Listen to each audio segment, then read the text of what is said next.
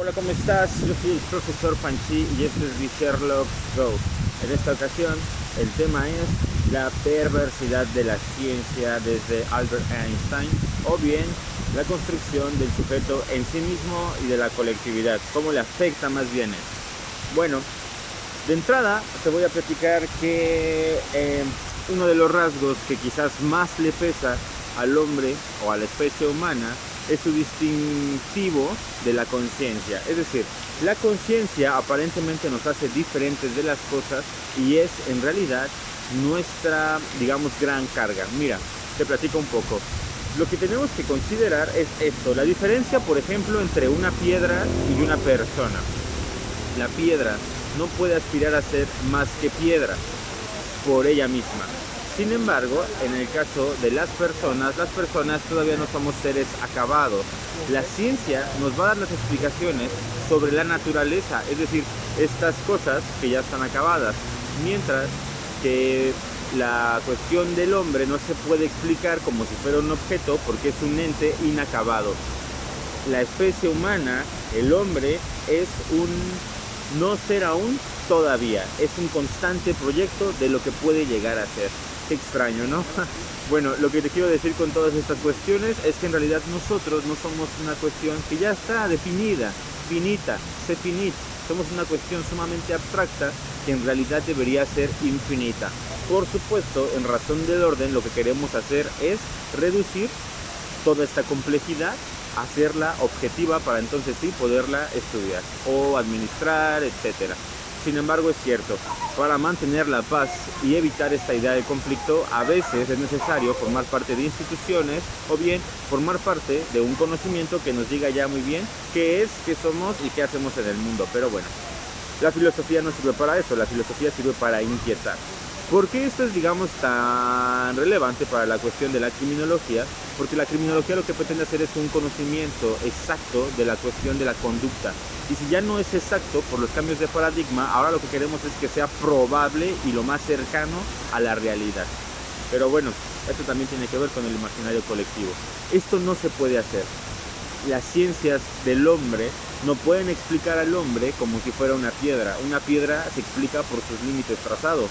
El hombre en sí no los tiene.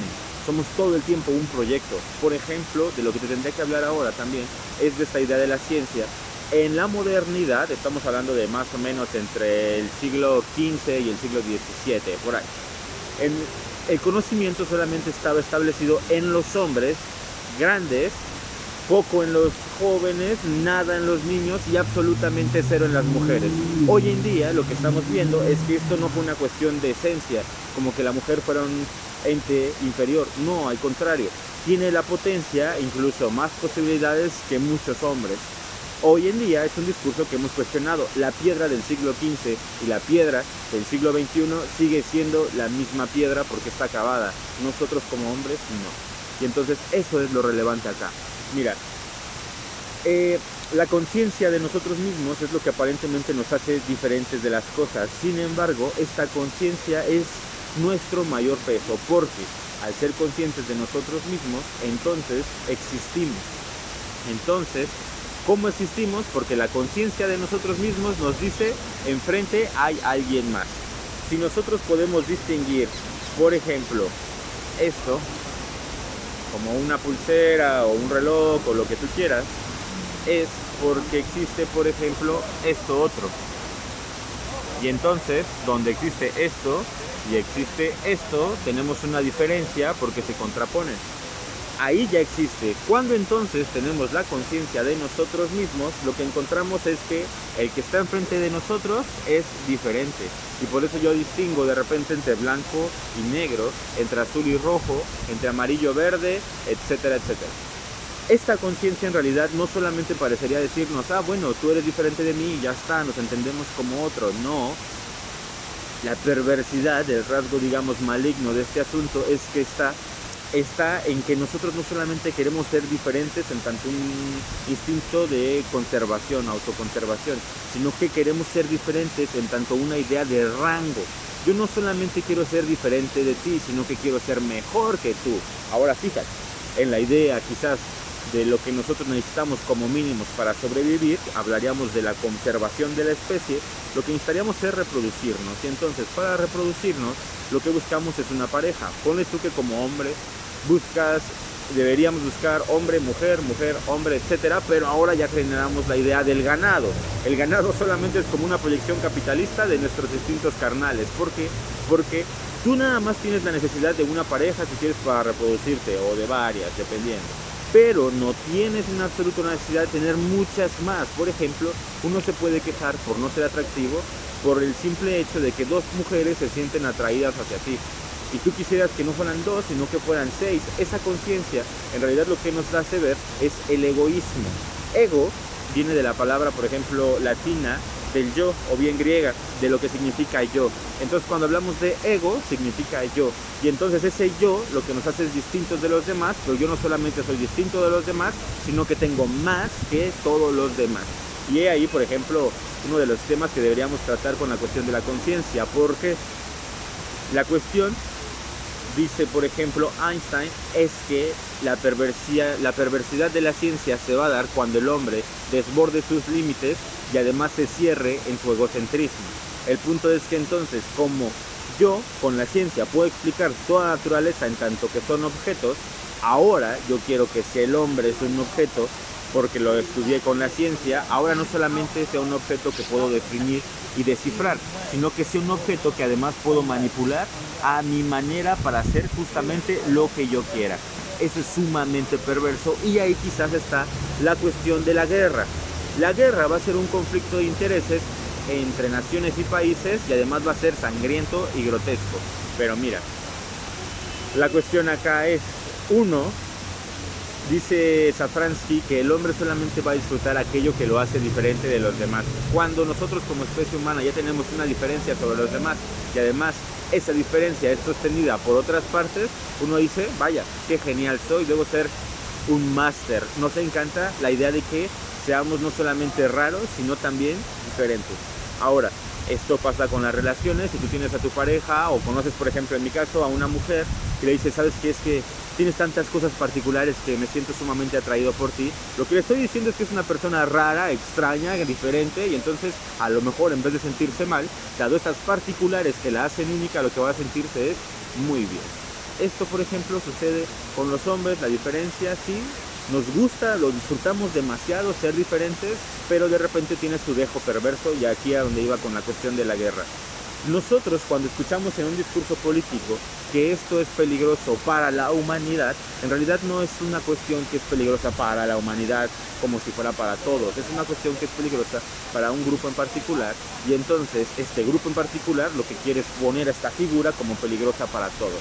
Y he aquí la cuestión del individuo peligroso. Esto significa quién es el enemigo. El enemigo es aquella persona que no soy yo, pero que además pone en riesgo mi existencia. Ese es el enemigo. No tanto porque sea un ente malo por naturaleza, sino porque lo que pone en riesgo es la existencia propia, como lo hemos hablado en otros videos, o lo hablaremos posteriormente, de Adán y Dios, más bien de Abel y Dios en el asunto de Caín. Abel, Dios y Caín. Pero ahí ya tendríamos que ver qué pasa, ¿no? La idea es que nosotros, en relación de que vemos en juego nuestra existencia y lo que nosotros somos, lo que queremos ponerle a las demás personas es hacerles ver que este individuo particular que me pone en riesgo es un riesgo para todos, y entonces lo que tenemos que hacer es aniquilarlo, eliminarlo, y por ahí no va la situación. La situación es diferente. Es peligroso para un sujeto en particular, pero no es peligroso para todos. La idea, por ejemplo, que contrapone la guerra es la de la paz. Pero, dice Safransky, la paz solamente sirve para sobrellevar un tiempo, pero lo fundamental es que todos aquellos que creen en la paz, o que más bien consideran que existe, deben tener la idea o la imaginación de que en efecto existe. Es decir, para que la paz exista tendríamos que engañarnos todos como que eso es posible, y no es cierto. ¿Por qué? Porque ya vimos que como sujetos, más allá de nuestra autoconservación, lo que nosotros queremos es la distinción y además el rango. Entonces nuestro estado quizás más natural sería un estado de guerra todo el tiempo, un estado de conflicto. Y además, dado que no somos cosas acabadas como esto o una piedra, Entonces siempre queremos ser más cosas y esa es una contraposición siempre de lo que ayer pensaba, de lo que pienso hoy, de lo que vi en la mañana, de lo que estoy pensando en este momento, de lo que estamos haciendo ahora. Todo el tiempo hay una contradicción y una lucha, y eso en realidad es lo que somos, un proyecto que se bate todo el tiempo entre espadas y nos está tratando de construir y dar forma. Por ejemplo, Da Vinci lo que decía es, o Miguel Ángel, creo que es Miguel Ángel o Da Vinci, uno de esos dos, lo que decía es que habría que sacarle al mármol el ángel que está dentro de él. Y un mármol en sí mismo jamás se va a hacer un ángel.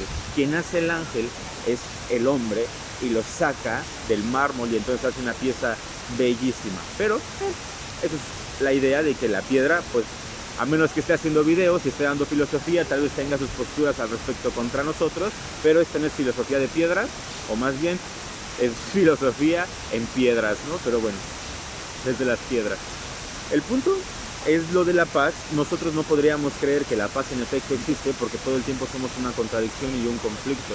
Entonces más bien tendríamos que creer utópicamente que existe para poder llevarnos en armonía, pero hasta ahí, no vamos más allá. Por eso funciona. La cuestión más bien es que somos todo el tiempo constante lucha. Y entonces con esto voy a cerrar hoy. Tendríamos que hablar de la cuestión de la síntesis. Esto tiene que ver con una idea de la dialéctica que relacionamos con Hegel. Aquí hay una cuestión del amo y el esclavo. La lógica es, el esclavo es esclavo porque quiere, porque cuando tuvo la opción de contradecir al amo, no lo hizo. ¿Por qué? Por pavura, tío, le dio miedo. Entonces lo que pasó acá fue que el amo se pone en contra del esclavo, van a luchar, pero el que se sobrepone es el amo y por ende me toca a mí ser el amo y a ti te toca ser el esclavo. Estas luchas no siempre son parejas. De hecho, la cuestión de la guerra es, oye, ¿y es justa o no es justa? Dado el espíritu de conservación de una sociedad, no. Safransky lo que nos va a decir es que la guerra es como esta evaluación continua, donde no vamos a saber si al final el profesor que pone las calificaciones es un dios o es el diablo. No lo sabemos, y entonces al final solamente estamos jugando con intereses que no son universales y que al final son de polvo. Mira, regresando a la cuestión de la dialéctica y del amo y el esclavo, podríamos decir, el amo peleó en las mismas condiciones que el esclavo, lo dudo mucho. El esclavo tenía posibilidades para ganarse lo del amo, lo dudo mucho. ¿Por qué? Porque ya somos entes circunstanciados, es decir, nos hemos hecho de ciertas circunstancias alrededor de nosotros. La cuestión de la dialéctica nos va a decir, por ejemplo, Safransky también, siempre ha sido un asunto de sangre. Siempre la cuestión de la dialéctica es una lucha, no es un consentimiento, no es una cuestión de que tú y yo nos queremos, nos amamos, vamos a quedar bien, hagamos un trato. No, es una cuestión de imposición. La dialéctica va a tener como resultados una síntesis, cuando la síntesis significa triunfo. Eso es en sí la idea de la dialéctica. Nosotros nos podemos llevar muy bien, pero en sí lo que está al fondo de nosotros todo el tiempo es el conflicto. Y eso es quizás más natural que esta esencia que hemos estado buscando para administrar a los hombres. Pero bueno, con eso podemos terminar el día de hoy. Yo soy el profesor Antonio Pancín. Esto es Barcelona y este es un templo espectacular que es prácticamente de mis zonas favoritas de aquí de Barcelona. Es un templo Moujik. Acá la idea es esta. Recordemos que si nosotros lo que queremos es suspender esta voluntad que yace al fondo de nosotros, esta cuestión de la idea bélica y todo lo demás, lo que tendríamos que hacer es la compasión. En una materia que nosotros trabajamos en Toluca, que es medios alternos y solución de conflictos, lo que vamos a saber es que el conflicto es natural, pero donde se juega, por ejemplo, el amor y el odio, va a haber la lucha. Si la lucha va sobre el odio, va a ser pura destrucción. Si la lucha va sobre el amor, va a ser pura construcción y entonces sí, crecimiento. La guerra es natural, pero tendríamos que mantener la raya y el límite, porque si bien es beneficiosa y nos implica crecimiento y progreso, no siempre funciona a los intereses particulares y más bien simplemente somos masa que estamos ahí trabajando para alguien más. Así que bueno, esto es The Sherlock Vlog, yo soy el profesor Panchi desde Barcelona, nos vemos pronto. Templo Moujik, chao, bye.